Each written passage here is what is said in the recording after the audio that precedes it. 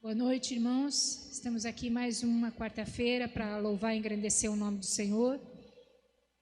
Deus nos resgata todas as manhãs para nós podermos louvar e engrandecer o seu nome. E essa é a nossa função, porque nós somos criaturas dele para louvar e engrandecer o nome dele. Então nós vamos estar declarando isso cantando a música Eu Vejo a Glória.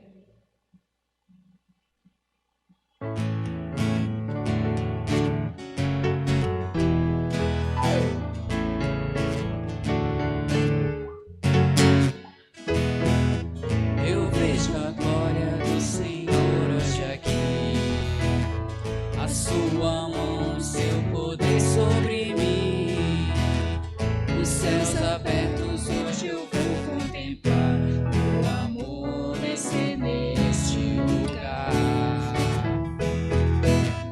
Eu vejo a glória do Senhor hoje aqui, a sua mão, seu poder sobre mim, os céus abertos hoje eu vou contemplar, o amor descer neste lugar. Eu quero ver agora o seu poder, a sua glória inundando meu ser. Vou levantar as mãos que vou receber, vou louvando o seu nome, porque sinto o Senhor me tocar. Eu quero ver agora o seu poder, a sua glória inundando meu ser.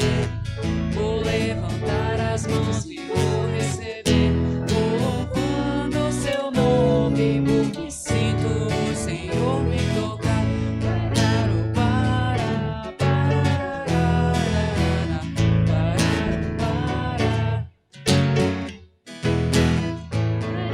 para, pararara, pararo, para. Amém?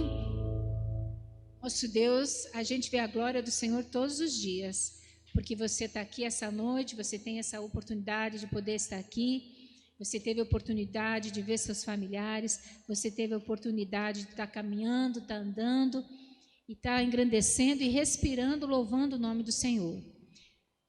Nós vamos estar cantando agora o hino 314 do cantor cristão, mas antes deixa eu contar uma história desse hino. O hino foi escrito em 1887, um hino antigo, né? Mas veio de geração em geração e chegou até nós. Esse hino foi escrito por um professor de música. Ele ia nas igrejas, dando aula de música, e na Alabama, quando ele estava nesse dia, ele recebeu 2 cartas de 2 alunos dele. Essas cartas ele leu, os 2 alunos, ex-alunos dele, as esposas desses alunos haviam falecido. E ele sentiu muito. Então ele precisava escrever uma carta de consolo a esses alunos. E Deus deu para ele o texto de Deuteronômio 33, 27, que eu vou pedir que a igreja abra.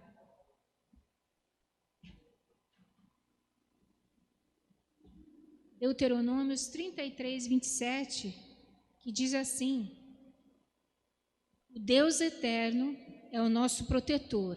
Ele sempre nos protege com seus braços. Na nossa presença, Deus expulsou os inimigos e mandou que os destruíssemos. E o refrão que esse autor escreveu, que foi o Showalter, ele escreveu que Deus está sempre nos protegendo com seus braços, e é o coro desse hino que a gente canta. Mas ele queria mais, então ele mandou essas palavras para um ministro profissional, que nós, como cristão, nós temos mais de 2.000 hinos gospel que esse homem escreveu, e ele escreveu a letra desse hino, Estou Seguro, cantado por geração em geração e chegou até os nossos dias. E essa carta ele escreveu para esses ex-alunos deles que nós vamos estar cantando agora.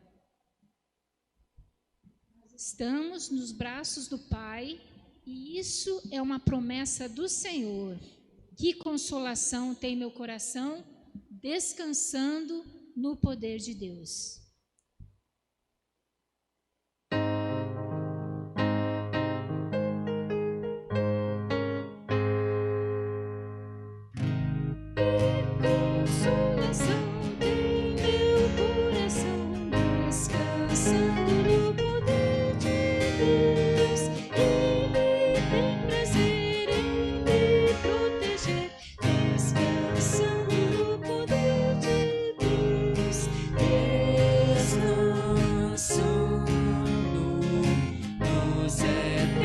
Braços do meu Deus, vou seguro, descansando no poder de Deus. Sempre adonde vou, bem contente estou, descansando no poder de Deus. Tudo hei de vencer pelo seu poder, descansando no poder de Deus. Descansando nos eternos braços do meu Deus, vou seguro, descansando no poder de Deus. Não recearei, nada temerei, descansando no poder de Deus. Uso paz e amor junto ao meu Senhor, descansando no poder de Deus. Descansando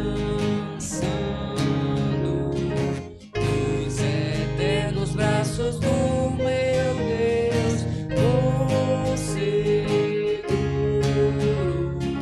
descansando no poder de Deus. Luta sem cessar hei de atravessar, descansando no poder de Deus. Não me deixará, mas me susterá.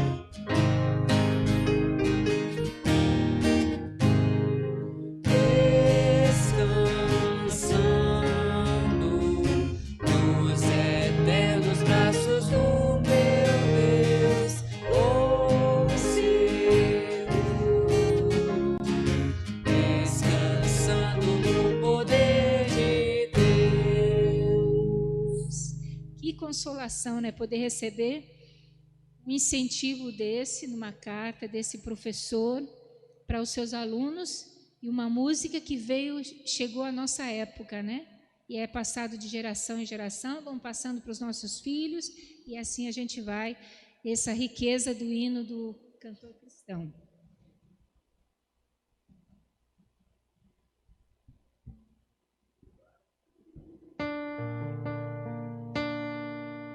A nossa vida é um barquinho.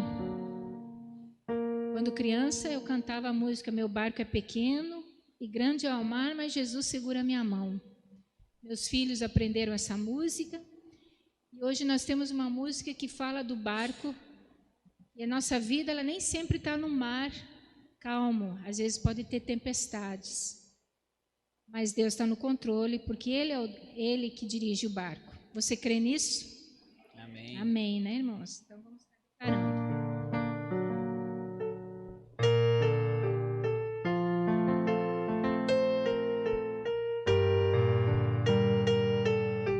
Ficar em pé?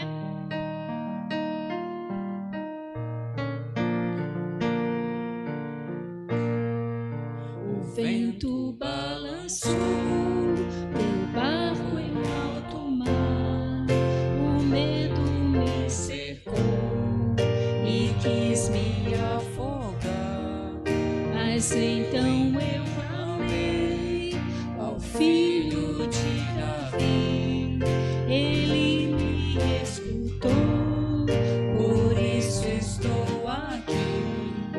O vento ele acalmou, o medo repreendeu, quando ele ordenou, o mar obedeceu.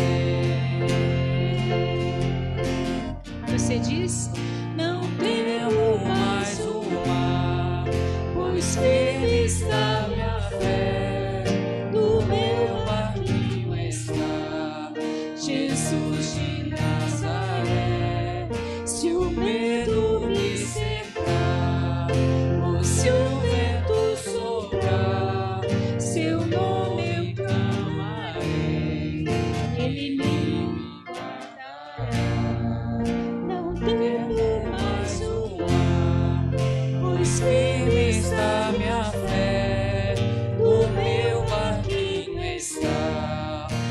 Jesus de Nazaré.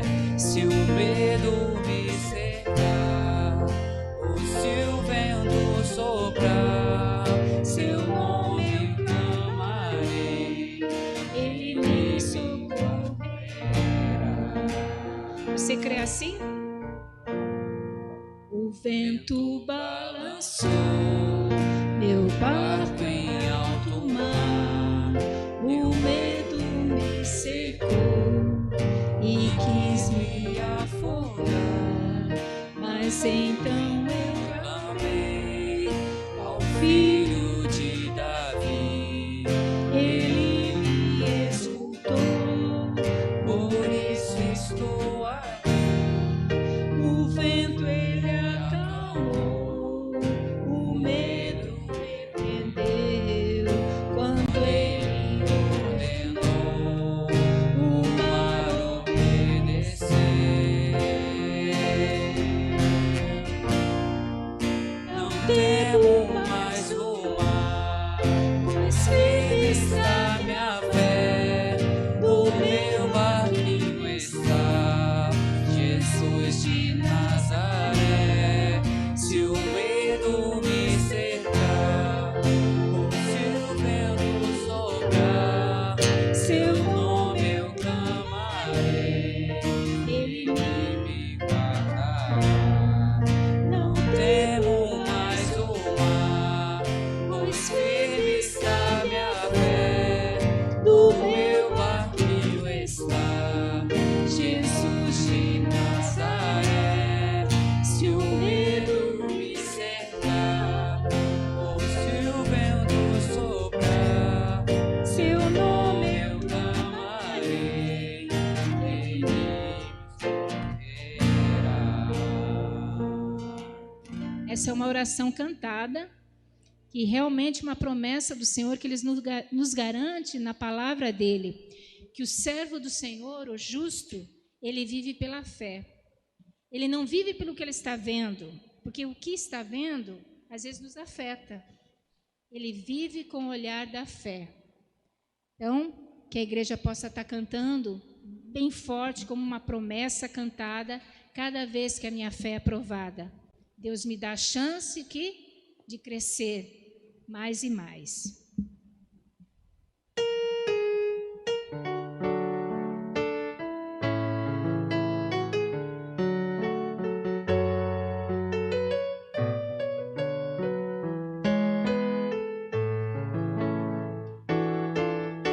Cada vez que a minha fé é provada, O que acontece? tu me dás a chance de crescer um pouco mais. Nas montanhas e vales, desertos e mares que atravesso me levam pra perto de ti. Minhas provações não são maiores que o meu Deus e não vão me impedir de caminhar. Por quê? Se diante de mim não se abrir o mar, Deus vai me fazer andar por sobre as águas, compreender em fé. Minha vida se revestirá do teu poder, compreender em fé. Com ousadia vou mover o sobrenatural, vou lutar e vencer, vou plantar e colher. A cada dia vou viver, rompendo em fé. Cada vez que a minha fé é provada, O que acontece? tu me dás a chance de crescer um pouco mais. Pode vir o que for. Nas montanhas e vales, desertos e mares que atravesso me levam pra perto de ti.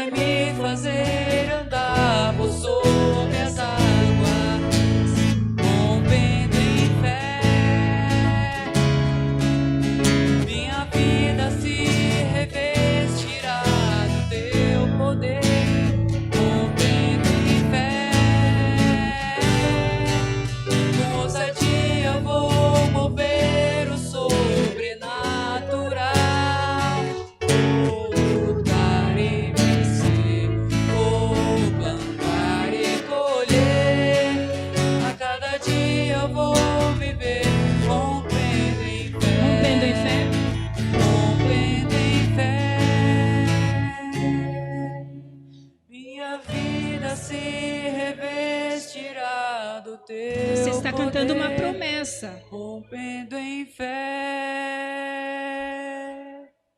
Ousadia eu vou mover o sobrenatural. Vou lutar e vencer, vou plantar e colher. A cada dia vou viver rompendo em fé. A cada dia vou viver rompendo em fé. A cada dia vou viver rompendo em fé.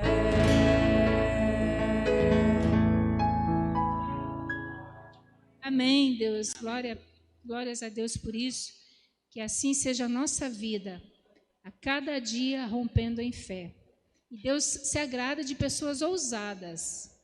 Porque quando você é ousado na presença de Deus, é usado e ousado, mostra que você confia num Deus tremendo, num Deus poderoso.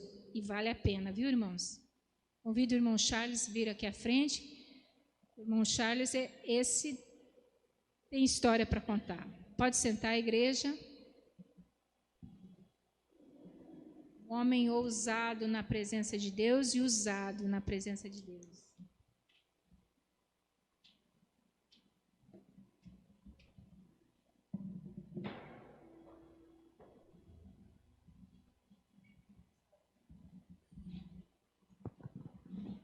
Paizinho querido, nesse momento, nós entregamos esse louvor no teu altar, ó Pai, que ele suba com um cheiro suave. Usa o teu servo, ó Deus, que vai trazendo a palavra, um testemunho vivo do que Deus tem feito, do que Deus fez e do que Deus está fazendo e irá fazer na vida dele. A igreja fica agradecida pela tua poderosa mão.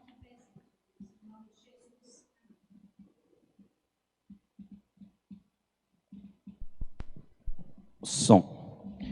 Eu saúdo a amada igreja com a graça e a paz do Senhor. Quero dizer que, para mim, é motivo de muita alegria estar diante desta igreja para, na medida do possível, naquilo que o Senhor nos concedeu alguns dias atrás, a ministrar a igreja dele, a noiva. Eu gostaria de iniciar, dividir essa ministração em duas partes. A primeira parte, usando 1/3 do tempo, eu gostaria que os irmãos abrissem em Isaías, capítulo 53,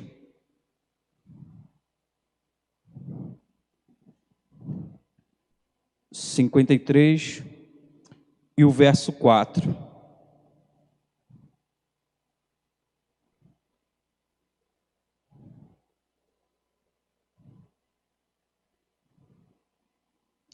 A palavra do Senhor, em Isaías, capítulo 53, no verso 4, nos diz assim: certamente Ele tomou sobre si as nossas enfermidades e as nossas dores, levou sobre si, e nós o reputamos por aflito, ferido de Deus e oprimido. Com esse versículo, eu gostaria de testemunhar daquilo que o Senhor fez ao longo de 15 dias internado ali naquele hospital HGR. Ninguém, por mais são que seja, não quer ser internado, não quer ser hospitalizado. E aquele que teme ao Senhor, mais ainda, porque existe uma resistência entre aceitar um diagnóstico e crer naquele que prometeu que iria e já tomou, como a palavra de Deus diz, todas as nossas enfermidades. Mas, pela misericórdia do Senhor, no dia 3, aproximadamente às 20 horas, nós demos entrada ali no HGR e fomos internados. E começou ali um quadro de declínio respiratório.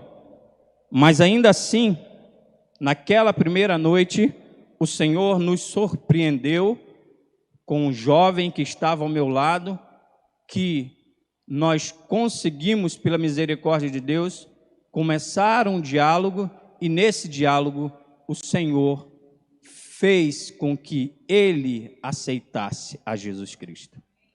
O motivo pelo qual o Senhor nos faz enfermar não é outro para que o nome dele seja glorificado.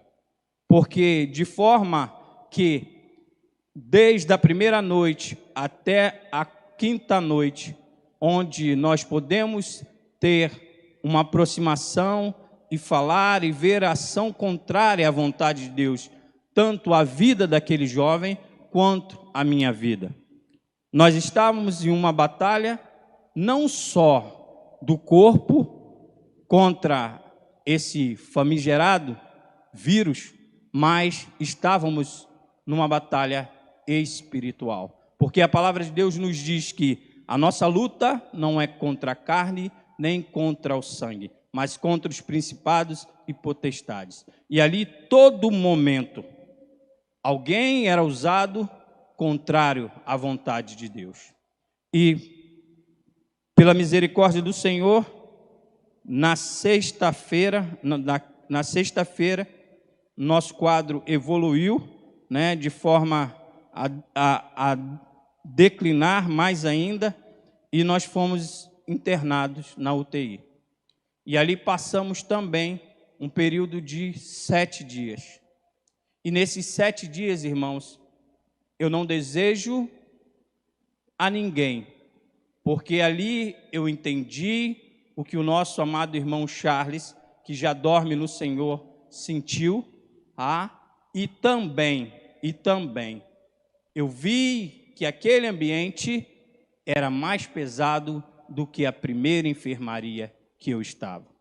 Mas, para a glória do Senhor, ao longo dos 7 dias, nós conseguimos também, na medida do possível, ser instrumentos de edificação para vidas ali dentro. Aquelas vidas que se achegavam a nós, porque nós estávamos num estado de consciência, deitado, né, em decúbito frontal, lateral esquerdo, direito, né, de pronação, e assim eu passava ao longo, né, daquelas 18 horas que passava, fazia meus exercícios de NVI, né, de manhã, de tarde, à noite. Muitas vezes era confrontado, né, com mentiras, com intrigas, né, mas, para a glória do Senhor, ao 7º dia, nós, na quinta-feira, recebemos alta da UTI. E com isso, pudemos cantar o hino da vitória. Eu entrei em cima de uma cama, de uma maca na UTI, saí numa cadeira de roda, mas ao longo, né, do término do período de internação total, eu entrei andando e eu saí andando para a glória do Senhor. Esse é o testemunho básico daquilo que passamos ali. E agora passaremos para prontamente a palavra, que está o tema: não ameis o mundo. A epístola de João foi provavelmente escrita entre o ano 85 a 95 depois de Cristo. A igreja primitiva escrita à igreja primitiva de forma a exortar e advertir, a resistirem às más influências do maligno e dos anticristo. Boanerges, filhos de Zebedeu, foi um destes filhos do trovão que escreveu os 5 livros do Novo Testamento, o Evangelho segundo João e as 3 epístolas e Apocalipse. Bem, com esse breve relato, nós entraremos na mensagem. A mensagem ela está, como dito, em 1 João 2,15, que nos fala assim: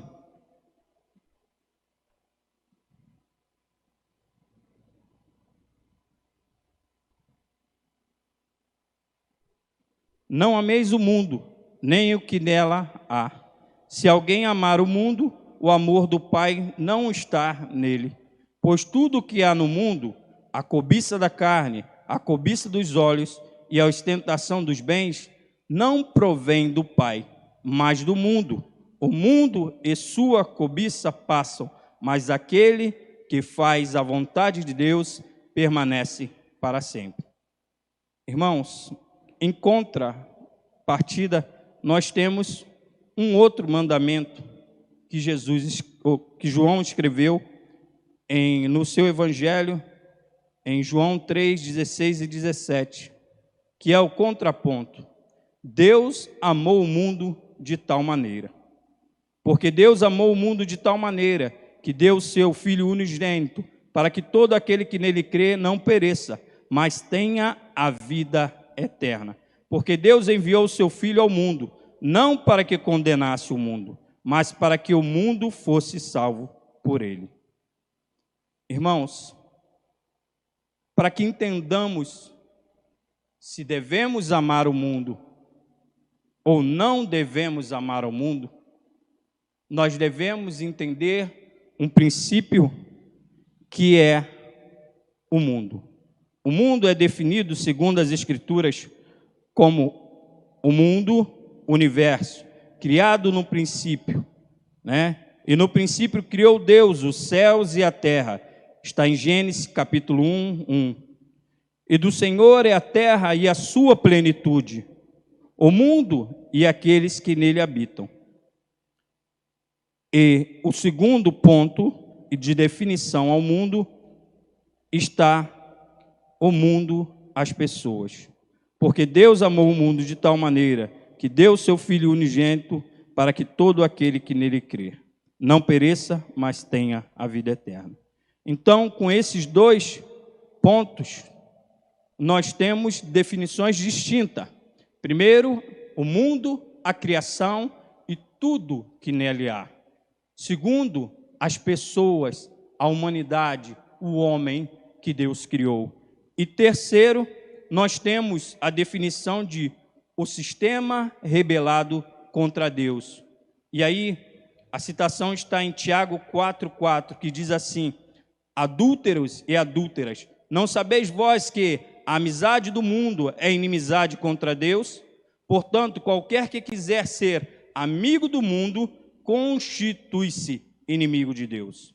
Eu sei que essas palavras, né, de definição sobre um sistema rebelado, elas são pesadas, mas elas trazem o entendimento de que todo aquele que ama o mundo e tudo o que nele há. Não, mas, irmãos, você está falando sobre o quê? Sobre a criação, sobre tudo? Sim, sobre tudo. Se você amar tudo que Deus criou, inclusive pegando o gancho, né, na pregação do pastor domingo, um animal, a minha fazenda, o meu carro, certamente você estará contrário à vontade de Deus para nossas vidas. Em especial, em resumo, o relato de João. João, nesse capítulo, ele fala a respeito do mundo. Fala que o cristão não deve amá-lo, pois vê o mundo como a humanidade em conflito contra Deus e contra a sua vontade. A humanidade é caracterizada pelo egoísmo, orgulho, cobiça e toda a sorte de pecados. Todo o sistema mau que está estabelecido. Amar o mundo é aceitar seus valores e atitudes, mas este mundo passa e o fim está perto. E vou abrir aqui um parênteses para que entendamos que amar o mundo, ao qual João, na sua primeira epístola, ele nos fala, é aceitar a forma, os sistemas, a corrupção, a forma de fazer negócios contraditórios ao que, à luz da palavra de Deus, ele nos revela. Isso sim é estar contra, é rebelar-se, é agir contrário à vontade de Deus. E a citação de 1 João 2,18, ela fala a respeito desse momento, né, que o mundo vai passar e o fim virá. Filhinhos, esta é a última hora, e assim como vocês ouviram que o anticristo está vindo, já agora muitos anticristos têm surgido. Por isso sabemos que esta é a última hora. No verso 15, ele nos traz um entendimento que está contido em Romanos 12:2.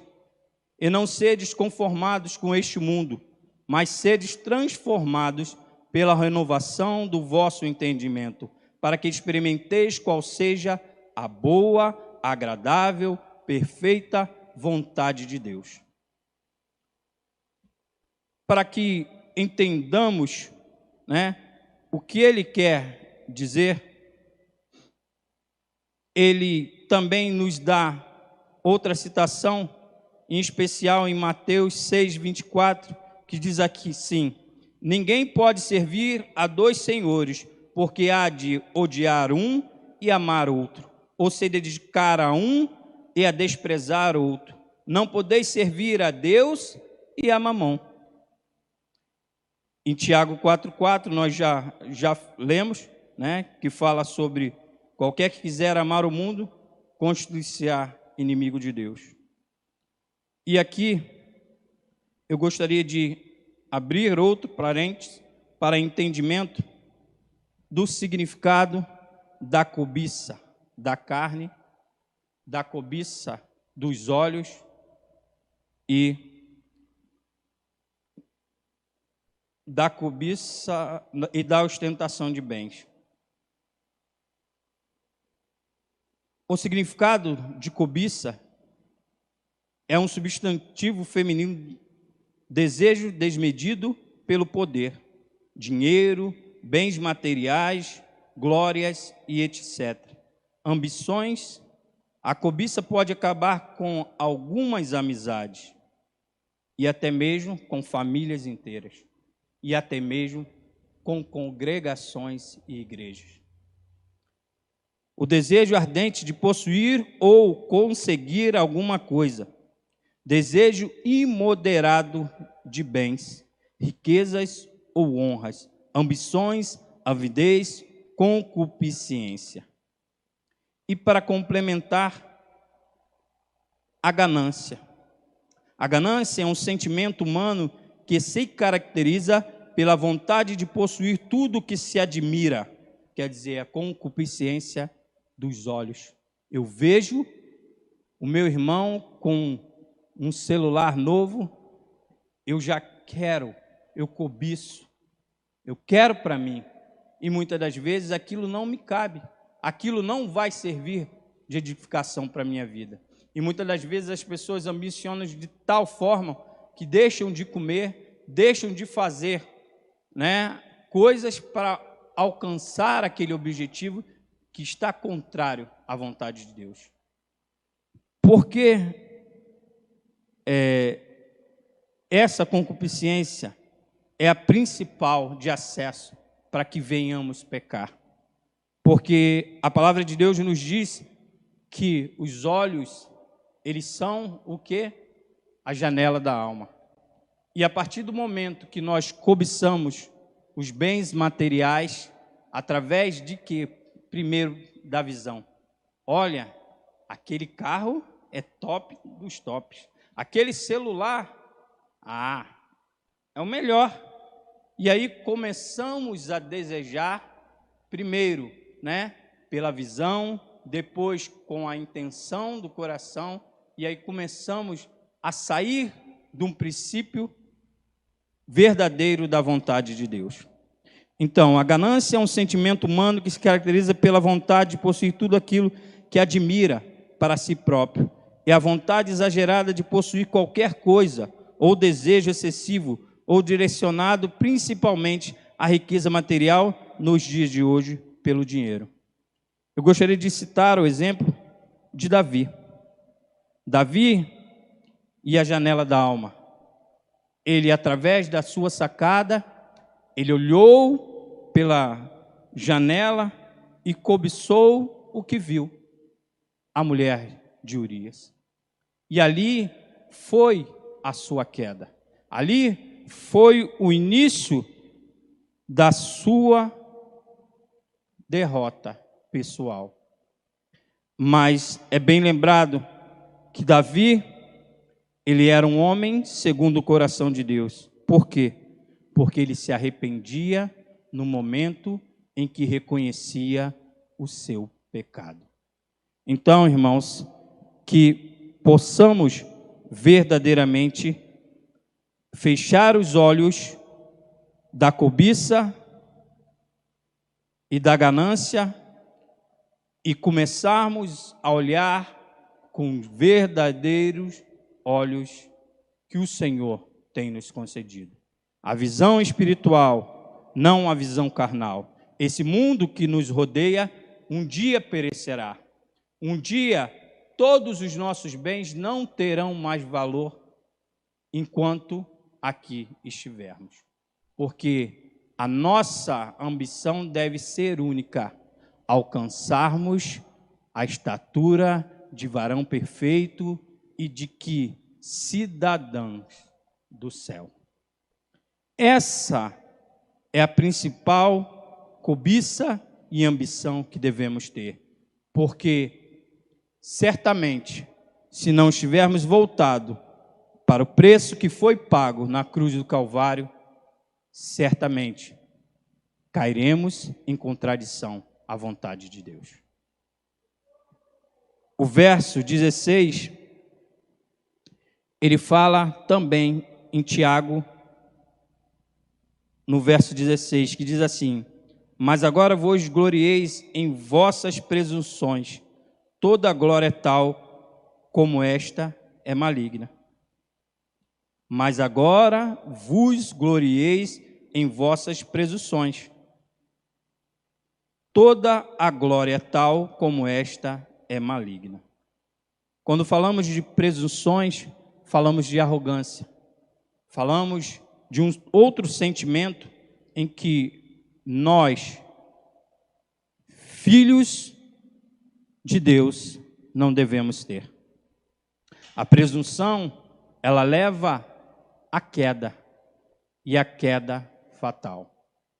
Quem mais do que Nabucodonosor, em suas próprias presunções, para também aprender que o homem orgulhoso, ele cai, ele vai ao fundo do poço, e lá, se ele tiver misericórdia de Deus, ele pode voltar a ter vida como Nabucodonosor. E reconheceu, depois daquele período que ele passou, quem era o nosso Pai e Deus. O verso 17, para chegarmos à conclusão,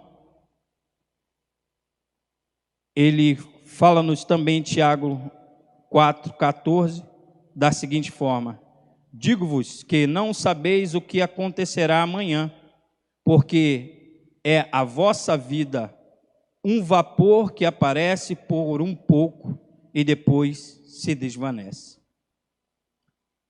Antes da conclusão final, eu gostaria de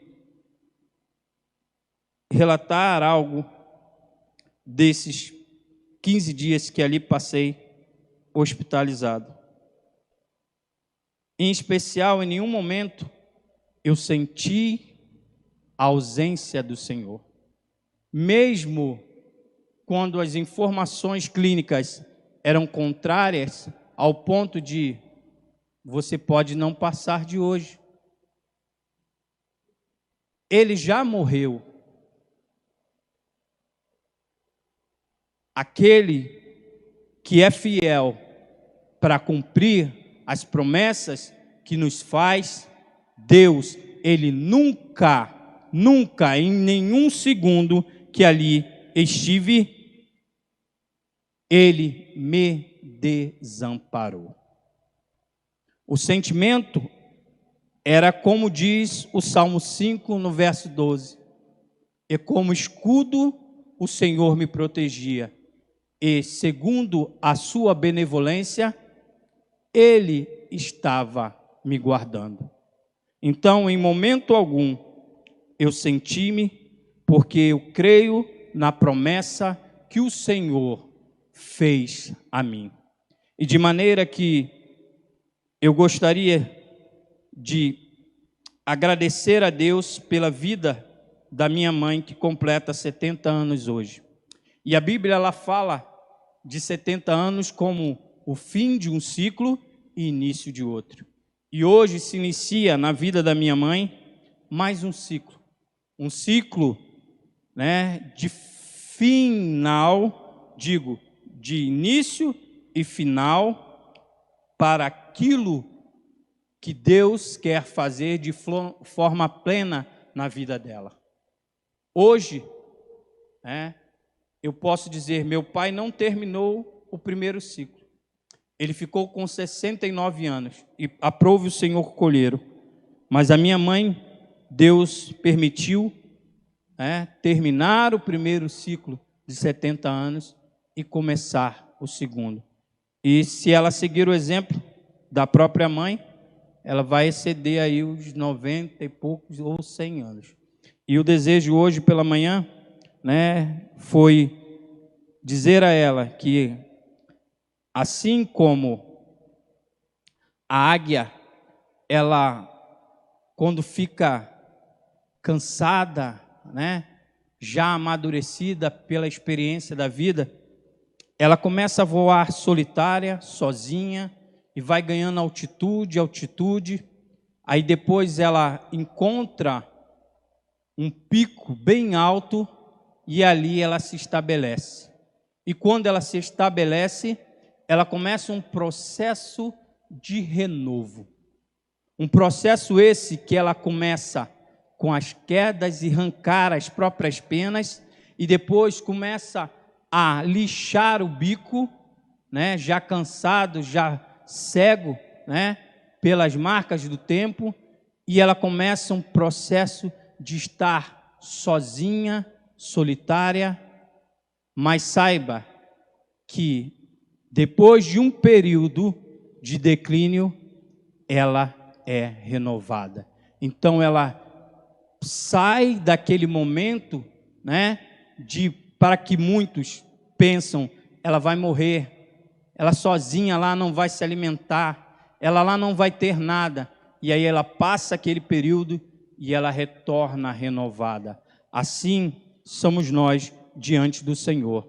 Todos os momentos que Deus nos faz renovar as nossas forças, é por isso que a palavra diz que após os 70 é cansaço e fadiga. Mas essa palavra, ela é para aqueles que não creem no Deus Altíssimo. Porque aqueles que confiam no Senhor, somos como os montes de Sião, que não se abalam, mas permanecem para a eternidade. Nós seremos renovados de glória em glória, como diz a palavra de Deus. E a conclusão, ela nos fala da seguinte forma: sede, pois, irmãos, pacientes até a vinda do Senhor. Eis que o lavrador espera o precioso fruto da terra, guardando com paciência até que receba a chuva temporã e seródia. Sede, pois, também pacientes, fortalecei-vos vossos corações, porque já a vinda do Senhor está próxima. Irmãos, não vos queixeis uns contra os outros, para que não sejais condenados. Eis que o juiz está à porta. Tiago 5, de 7 a 9. Mas quem pratica a verdade, vem para a luz, a fim de que as suas obras sejam manifestas, porque são feitas em Deus. João 3, 21. Por isso diz: desperta, tu que dormes, levanta-te dentre os mortos, e Cristo te esclarecerá. Portanto, vede prudentemente como andais, não como nércios, mas como sábios, remindo o tempo, porquanto os dias são maus. Porque isto, não sejais insensatos, mas entendei qual seja a vontade do Senhor. Efésios 5, 14, 17. Com isso, eu concluo a ministração daquilo que o Senhor tinha nos concedido no dia 1º/7/2020. Essa mensagem, ela já havia sido colocada em nossos corações antes mesmo de passarmos por tudo isso que passamos. Em especial, porque Deus é fiel para cumprir as suas promessas. E, ao recebermos esse convite para ministrarmos a palavra do Senhor, só temos a agradecer ao Senhor pelas ricas bênçãos que Ele tem nos concedido. Porque o Senhor tem nos sustentado até aqui e continuará nos sustentando até o dia final. Amém?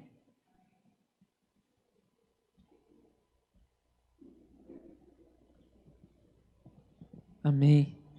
Glória a Deus. Fica aqui um pouquinho, vou chamar a Ana. Vem cá, Ana. Vamos orar ao Senhor, agradecer a vida do Charles. Quero chamar o pessoal do louvor que vai louvar mais um cântico com a gente. Vamos. Isso, até que eles se preparem. Isso, fica com sua esposa aí. Agradecer ao Senhor pela vitória concedida a esta família, em especial a vida do Charles. Saber que Deus é soberano. Deus está conosco. Deus tem os propósitos, independente do que acontece, tudo que Deus faz é bom. Na criação Ele foi dizendo, cada coisa que Ele terminava, Ele dizia que era bom. E quando Ele nos fez, Ele disse, muito bom. Então é motivo também, como igreja, a gente agradecer ao Senhor pela fé, agradecer ao Senhor pela graça, pela misericórdia. E quero que você fique em pé, vamos agradecer ao Senhor pela vida deste casal, dos filhos que estão em casa também. E você que está em casa, possa junto conosco louvar ao Senhor e agradecer ao Senhor pela vida do Charles, da Ana e da sua família. Obrigado, Senhor. Pela fé oramos, pela fé a qual estamos aqui de pé. Quero louvar e bendizer e agradecer ao Senhor pela vida do Charles. Que o Senhor continue abençoando a sua vida, a sua família. Que a tua palavra nos confirma que tudo tem um propósito debaixo da terra e do céu. E o Senhor sabe, porque o Senhor é soberano, onisciente e sabe de todas as coisas e sabe o que o Senhor tem preparado para usar a vida do Charles na tua casa, no teu reino, na tua igreja, para ser bênção e abençoar, Deus, na tua igreja, chamada Igreja Batista, Nova Igreja Batista de Boa Vista. Eu quero apresentar esse casal diante do Senhor. Muitas foram as lutas, muitas foram as dificuldades, muitos foram os choros, os anseios e aflições, mas o Senhor prove que Ele estivesse aqui nesta noite transmitindo a Tua palavra, a Tua verdade, e nós queremos agradecer a Ti, Senhor, com um coração grato, contrito, qual o Senhor não despreza. Nesta noite louvamos, engrandecemos ao Senhor pela vida do Charles, por este presente do milagre da vida. O Senhor, ó Pai, operou a cura, o Senhor operou, Deus amado, a saúde, a restauração total, e Ele pôde estar conosco aqui nesta noite, e queremos agradecer e louvar, porque cremos no poder que está em Cristo Jesus, cremos no milagre, cremos na bênção, cremos porque confiamos que o Senhor fez no passado, continua fazendo no presente, e assim, ó Pai, o Senhor tem liberdade através da fé, através da tua graça, da tua misericórdia, do poder do nome de Jesus Cristo, no nosso meio, nesta igreja, e aonde estivermos a proclamar o teu evangelho, ao nome do Senhor, curas virão, milagres virão, bênçãos virão, sobrenaturais, sobre esta igreja, sobre este povo e outros que serão acrescentados a esta comunidade, porque crescemos de fé em fé, de glória em glória ao nosso Rei, ao nosso Senhor. Assim oramos, na autoridade que há no nome de Jesus. Amém. Deus abençoe. Vamos orar e vamos louvar ao Senhor.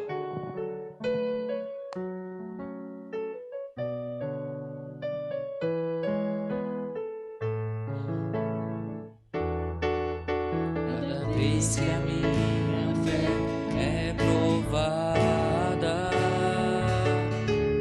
tu me dás a chance de crescer um pouco mais. As montanhas e vales, desertos e mares que atravesso me levam pra perto de ti. Minhas provações não são maiores que o meu Deus e não vão me impedir de caminhar. Se diante de mim não se abrir o mar, Deus vai me fazer andar por sobre as águas, rompendo em fé. Minha vida se revestirá do teu poder, rompendo em fé. Ousadia eu vou mover o sobrenatural, vou lutar e vencer, vou plantar e colher. A cada dia vou viver rompendo em fé, Rompendo em fé? rompendo em fé. Minha vida se revestirá do teu poder, rompendo em fé.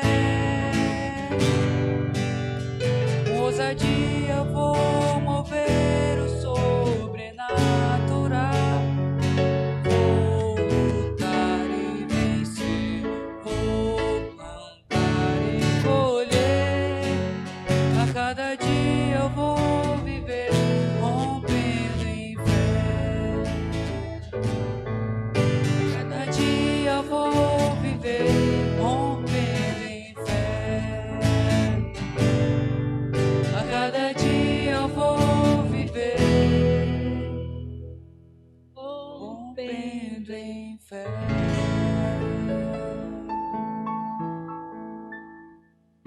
Glória a Deus. Está orando para encerrar, intercedendo também pela vida do pastor Daílson, sua esposa. Ele é da Igreja da Liberdade, não é isso? Está com um caso bem grave. E é pela fé que oramos a um Deus do impossível. E nós cremos no poder da oração. Cremos a um Deus que tem um propósito. Quando não tem mais jeito, quando os médicos dizem que não tem mais jeito, a última palavra continua sendo de Deus. Continuará sendo de Deus.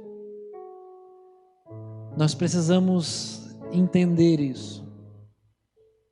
Nós precisamos viver isso.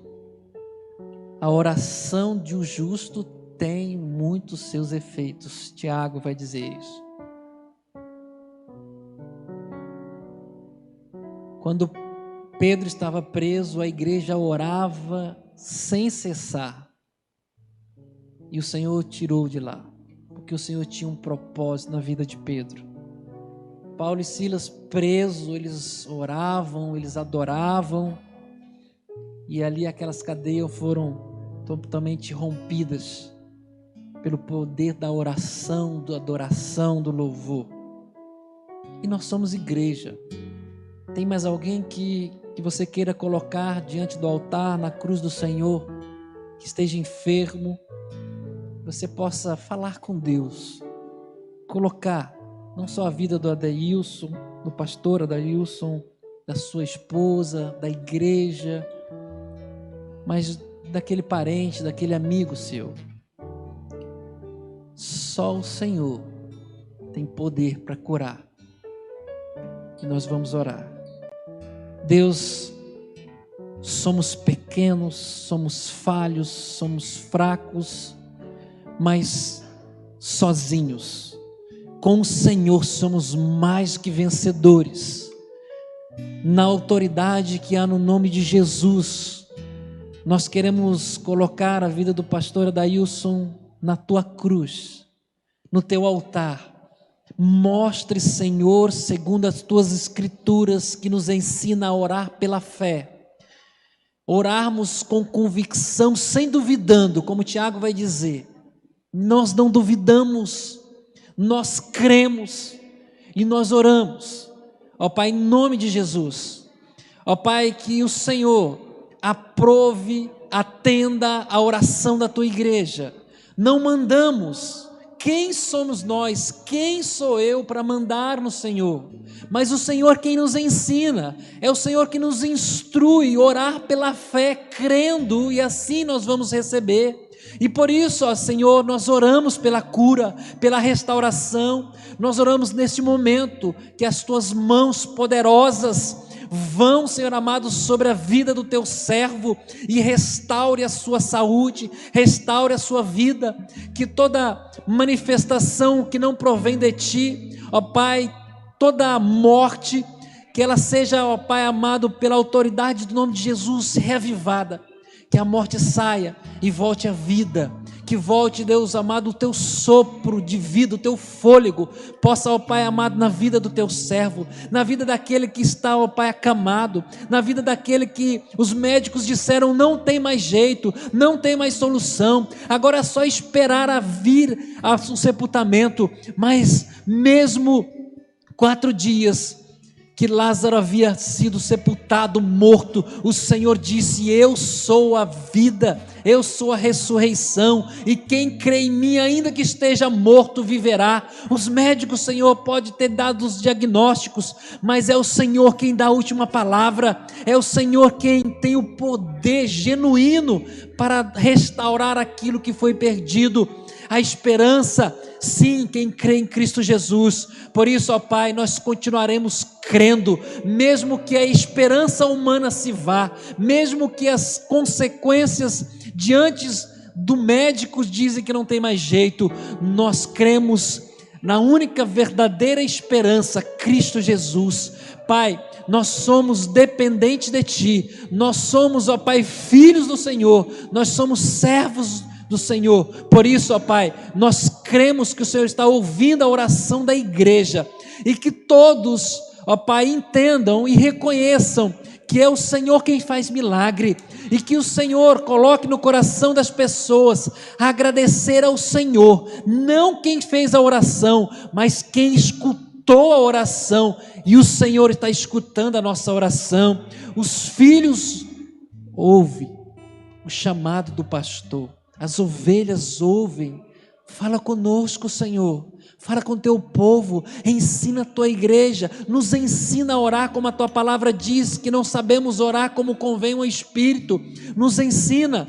Queremos estar dependentes do Senhor. Tem vidas, ó Pai, que está, Deus, acamada emocionalmente, em suas casas, precisando, Senhor, de uma libertação emocional. O Senhor é aquele que sara, aquele que cura, aquele que liberta. São pessoas, ó Pai, que precisam dos teus cuidados, e por isso nós queremos colocar a tua igreja diante da tua cruz. Ó Senhor, precisamos de Ti, socorre-nos, acalma o coração dos aflitos, livra do mal, livra do homem mau. As lutas são grandes, as lutas são difíceis, mas elas são pequenas diante de um Deus tão poderoso, elas são menores do que as tuas mãos, Precisamos romper em fé, como esse louvor disse, porque, ó Pai, a nossa fé é que agrada ao Senhor, e nós oramos pela fé, nós confiamos que o Senhor continua no controle, e nós acreditamos que o Senhor ainda opera milagres. O milagre não foi no passado, o milagre foi no passado, mas é no presente e continuará sendo no futuro, porque o Senhor é o Deus de gerações.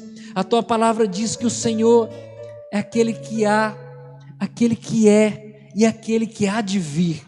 Por isso, receba, papai, as nossas orações com reverência, com tremor e temor. Eu coloco diante de ti, Senhor, as nossas petições, em nome de Jesus. Nos leva em segurança para nossas casas, nos livra do acidente, do incidente, nos leva, Senhor, e nós podemos ter uma noite diante do Senhor, uma noite e um sono reparador. Assim eu oro, na autoridade que há no nome de Jesus Cristo, que vemos testemunhar, testificar, glorificar e dar testemunho do teu milagre no nome de Jesus. Amém. Deus abençoe.